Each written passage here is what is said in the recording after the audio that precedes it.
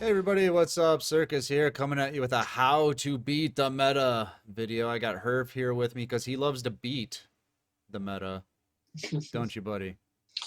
Yeah, I mean, it's just important information that I think a lot of new players miss out on. Hmm. Because when these decks first enter the meta, uh, pretty much nobody, or like most people, especially on ladder, don't know how to play against them. So they go through like trial and error, trial and error.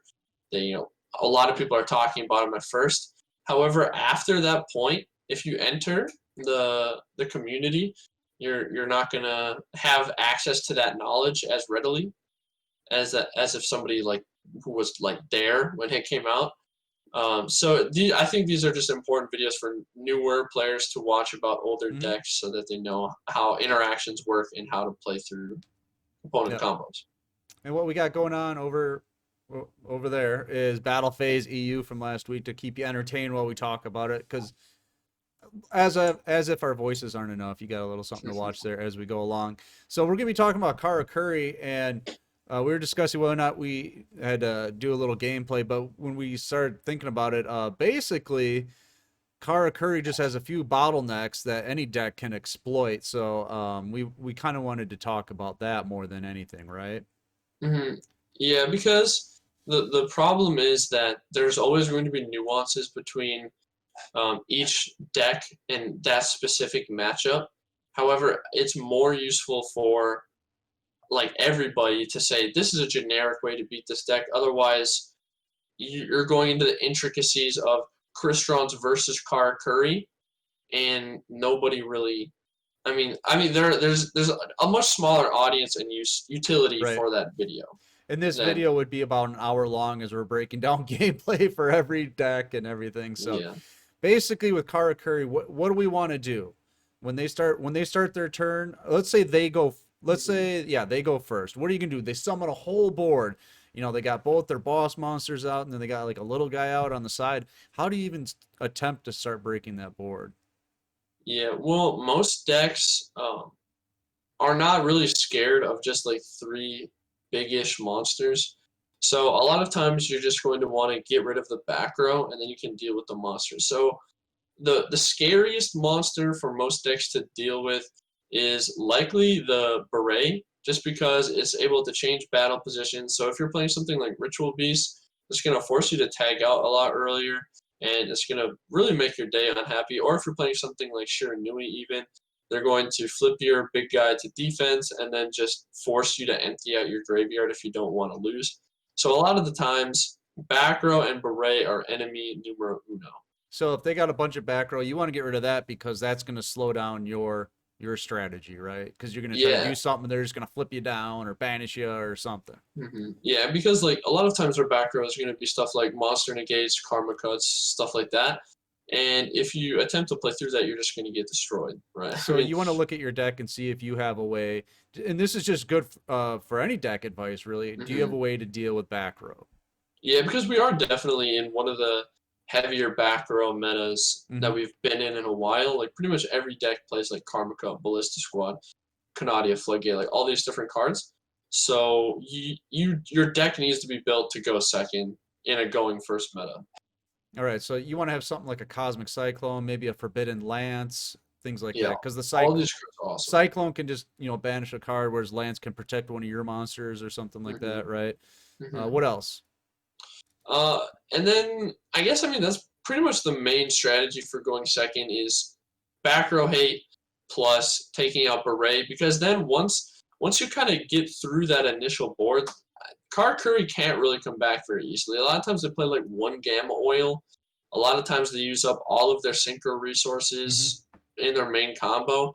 So once you can essentially start getting them to a point where they don't feel so great, you can just steamroll the rest of the way. Okay, so what do you do if you're going first? So you get to go first, and let's say you're lucky you draw into some of your back row, Mhm. maybe you're playing a ballista, maybe you're playing like a Regeki break or a floodgate trap hole or a Mhm. Canadia, something like that. What are you doing? You get your board set, and now they go. All right, so what? Yeah, so I guess a lot of it is dependent upon like what back row you are playing. Hmm. Because if you're playing stuff that flip stuff down, we will always hit the first summon for Karakuri because that they need the normal summon to go through. So same thing with like Raigeki Break.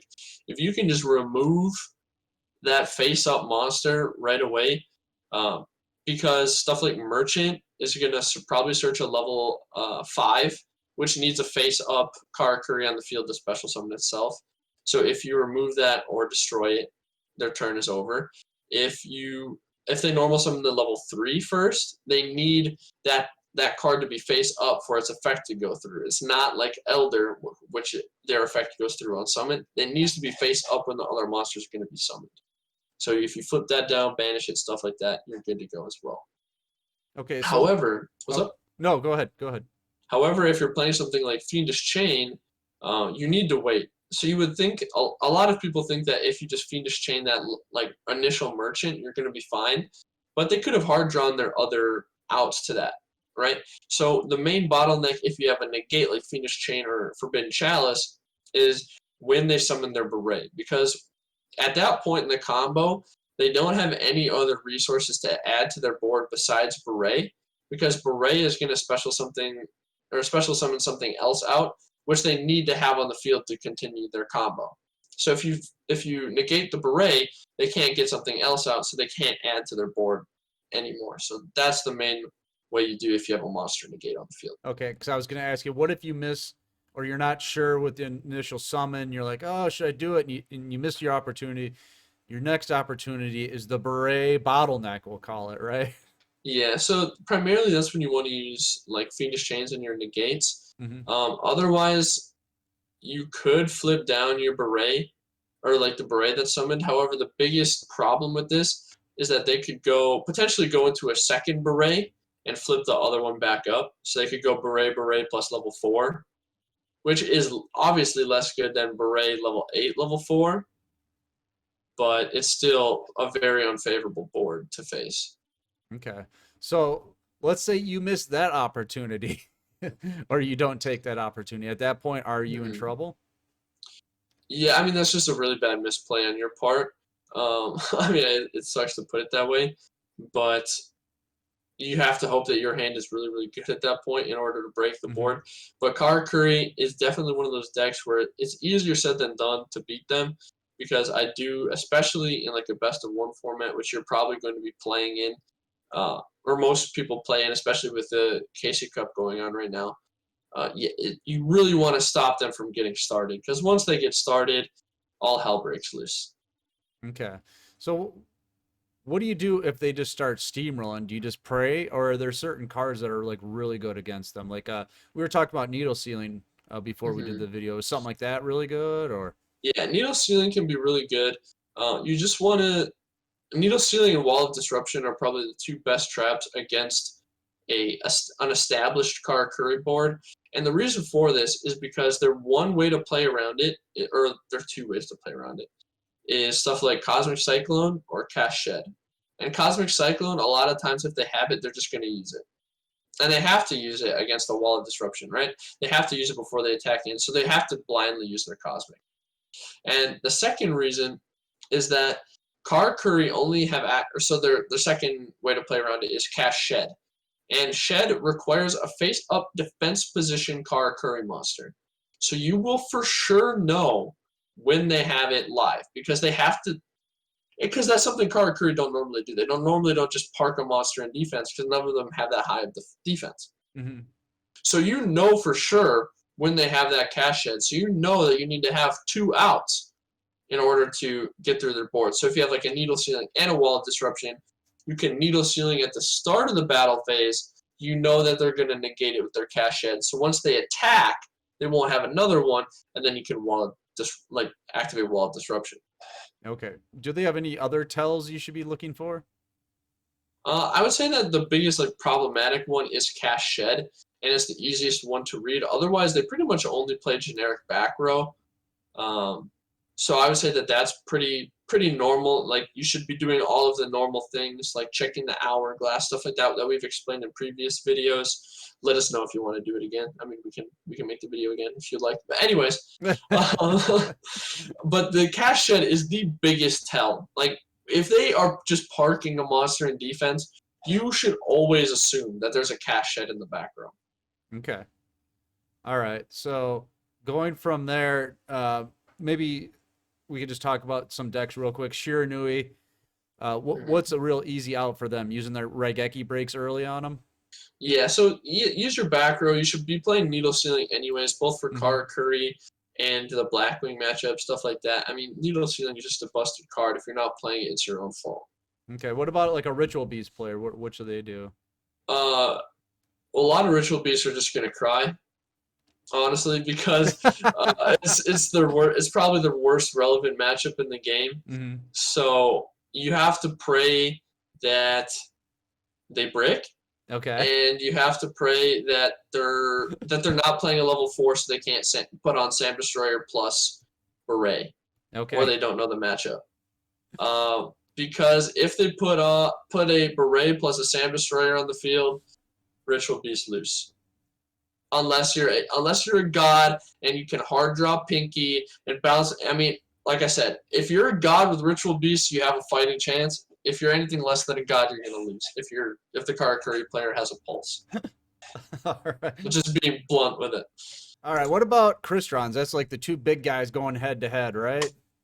Yeah, so Kristrons will mostly rely on being able to go first. It's a matchup that they really enjoy going first in because Karakuri mostly like their disruption is all back row, so it's going to be slower than the Crystron combo if they go first.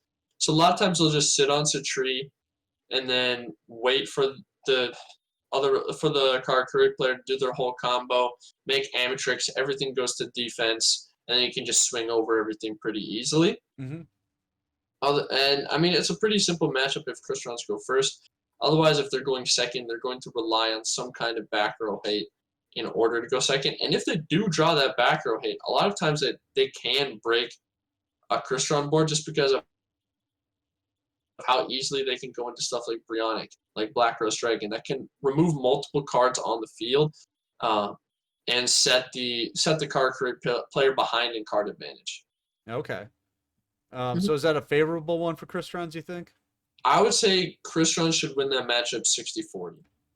All right, so we'll go talk about the new hotness a little bit. Magician Girls rising up in the ranks Mm-hmm. right now, so I'm guessing a lot of people are playing them. What are we doing with Magician Girls? Is it feels like it'd be a tough matchup. Magician Girls actually have one of the easiest matchups against Well, what do I Karakuri out know of any then? deck. Because they have stuff like Purgatrio that can Hmm. swing into everything. They have Cocytus that actually can't be outed except by Sand Destroyer uh, plus their trap. So, I mean, that in general, they're going to have to invest a lot of resources into getting the Cocytus off the field. What about the And they also have Magalenica? the Magellenica is a lot of people, including myself, I was like, Magellanica's duty. Why would Magician Girls ever play Magellenica again? And then the Karakuri matchup came along. And not Hmm. only can you banish stuff out of their graveyard to summon it, so you're always going to be able to summon it, but they actually don't have a way to out 3,300 defense.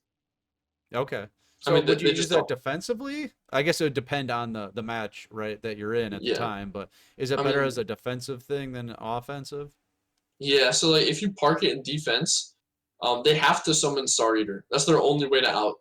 I mean, they have to be able to go into Star Eater. So if they've already clogged their board, they don't have a way to get rid of it.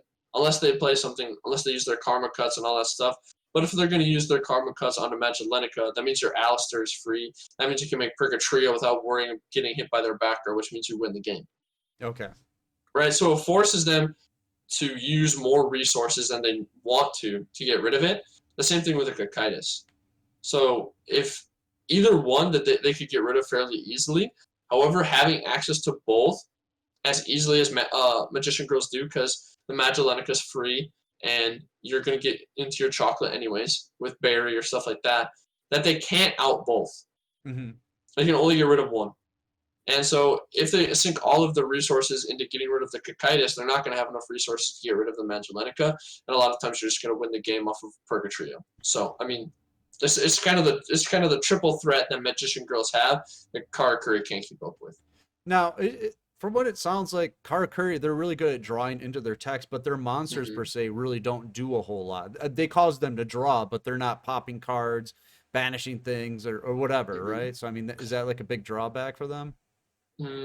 Yeah, I would say the biggest advantage of Karakuri is that their monsters generate card advantage for everything else. So you need to draw into something. So if you can Mhm. start dealing with their monsters, they might not be able to really get into their attacks and everything, right? Yeah, so I mean, if you just look at a full Karakuri monster board, like the end product of a combo, it's like Hypa plus Beret plus Burrito. So the biggest monster is 2,800. I mean, most decks can easily get over that. Hmm. So the reason And they're not that protecting themselves like Shiranui would. yeah, they don't have any inherent protection like Shiranui, even like Six Samurai Shien has inherent protection, stuff like And that. they're not floating, right? Like you can't like take out one Yeah, like the beret and it doesn't float into something else or the small level 4 will float, but that's more uncommon, and it's gonna float into something else that you can easily swing over anyways. So the bot they don't really have a good boss monster that's good by itself.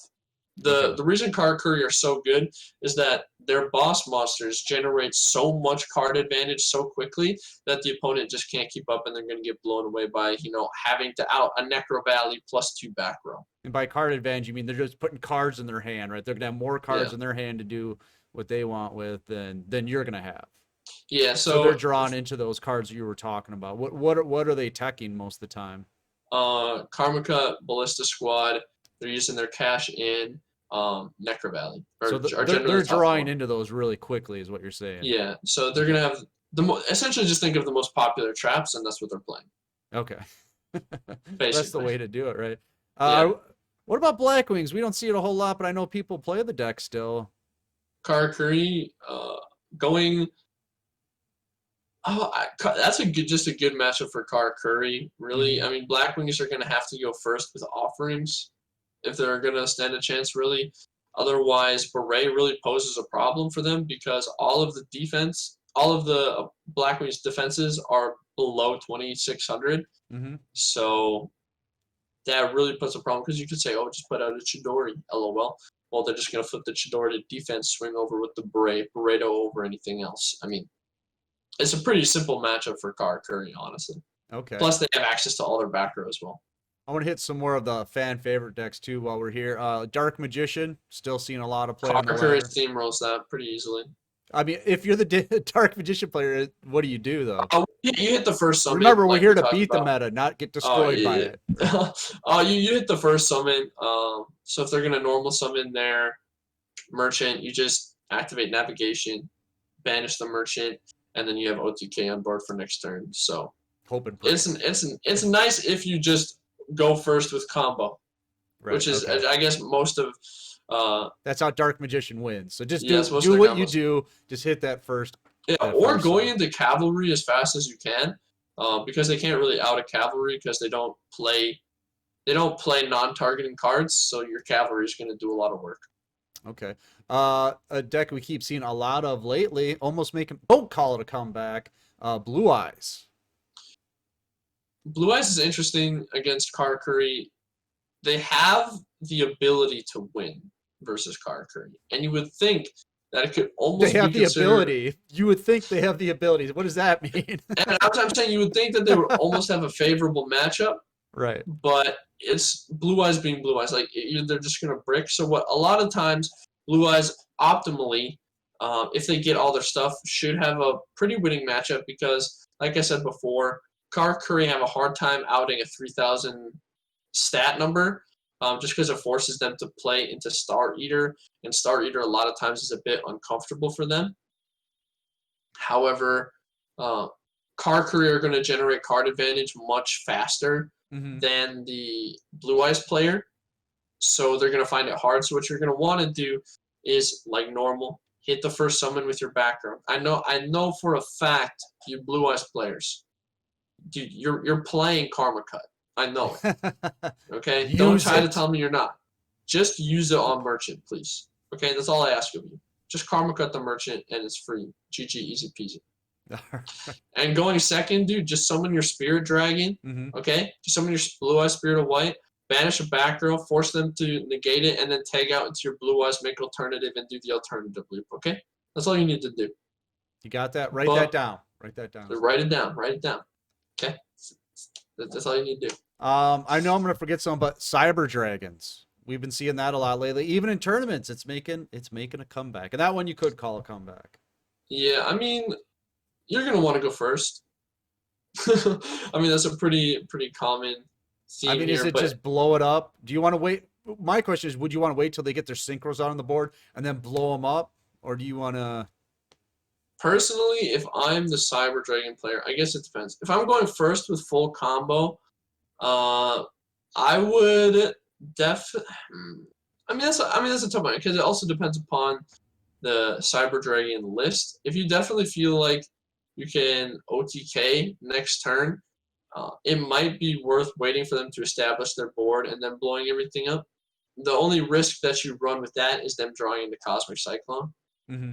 So I guess for the Cyber Dragon player, it's really, excuse me, up to how they build their deck and how they draw. Okay. So in general, you do want to remove their first summon. That's a very good target for overflow. However, you don't want to do so blindly, right? You want to think about what is my follow up if I overflow this right now. Right. You know what I'm saying? Because you do have the option of using your overflow, especially if they make the tell of using their cash shed later in their turn. So you just want to think, now what? As a Cyber Dragon player, you want to have a plan, essentially. Okay. Because if you do leave something that has a big stat number up, Cyber Dragons can't get over it. Right. Yeah, their boss monsters Mhm. puny.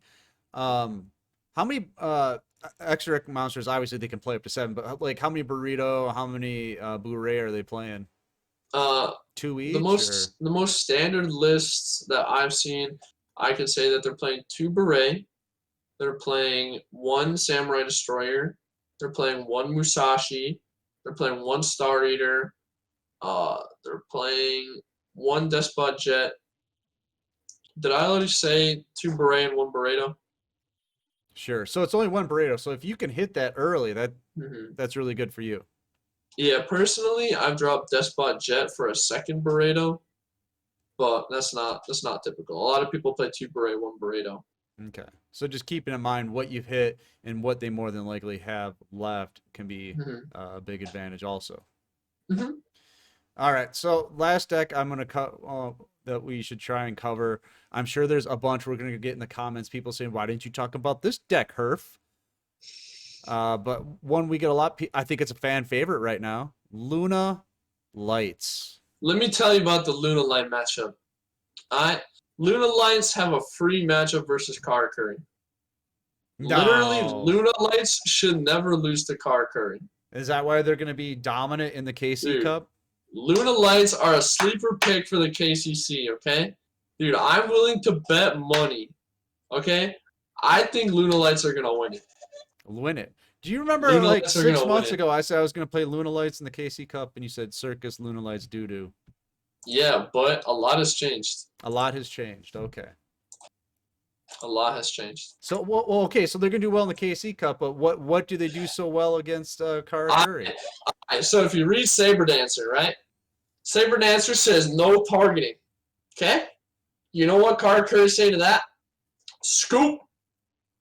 They cannot out something bigger than 3200 that can't be targeted. Right. They can't do it. They have no way to out that board. So you know what? You make your Saber Dancer and you laugh. The only 2 steps: Saber Dancer, laugh. Well, That's it. because as the Luna Light player, and if you're a Luna Light player, you know this. If they have their synchros out on the board, you have an advantage of summoning your Saber Dancer then, right? Because Yep. then you can use a card from your extra deck or your deck to summon. So if you only have 2 Luna Lights and your fusion card, you're actually in business. And you know what? Cash Shed negates activation. So you want to. So if they have something in defense, get 2 Luna Light Fusion, activate 1. If they do anything, you just activate the other, and it's GG easy win. Just play 6 hand traps. You just pass your first turn, wait for them to do all their mindless nonsense, and then they're just gonna swing in, give you a free D draw because you have Karibos and they're stupid. And then you just grab your Luna Light Fusion and go, ha! I win, bro. Saber Dancer go burn. That's it. That's the entire matchup for Lunalens. All right, I think that's probably the best one. It seems like Herf is very excited about that one. Now, Saber like I Dancer's said, go I'm sure burn. we've missed a couple, but I want to end on that one because that one was pretty good. So we're gonna get out of here. If you have any more questions, throw them in the comments below, or get into our Discord because it's free and that's where we hold all of our tournaments. And there's a great new player help channel where you can ask questions like these there. So why don't you do that? All right, we're gonna get out of here. I'm Circus. That's Herf. See you. See you next time.